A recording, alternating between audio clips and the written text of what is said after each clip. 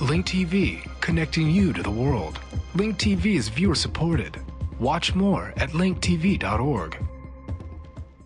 I want to talk briefly about women and a one-way street when it comes to, because a lot of the stories that make their way to the Western press have to do with disproportionate punishment for shared crimes that have to do with sex and the marriage bond, men getting away scot-free while women are dealt harsh penalties. There's a perception about Islamic law, about Sharia, that says it's a one-way street that's really rough on women and not equally rough on men. Well, that's actually where I can very confidently say there's just simply a misconception. There's no nuance there. If you look at the Quran, I mean, just basic verses that talk about these severe punishments, they're very clear in their men and women, and they're completely equal in terms of the punishments when they're dealt, when they are supposed to be applied, which is supposed to be close to never, are supposed to be equally applied to men and women alike, which is in contrast actually to traditional law and other faith traditions.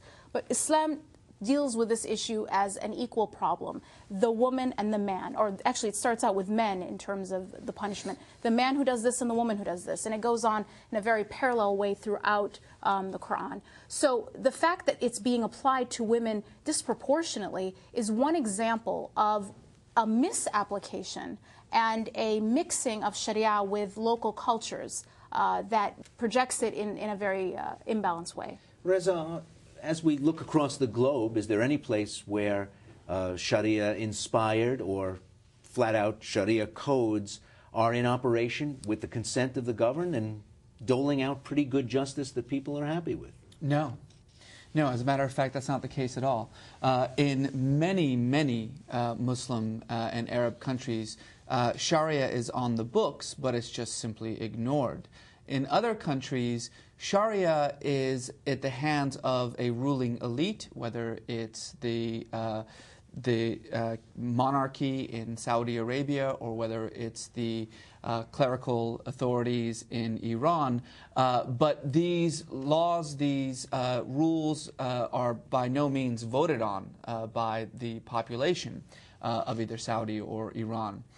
So, again, I think the reason that there is a desire amongst, say, Egyptians, and by the way, I should say, Sharia is in the legal code of Egypt.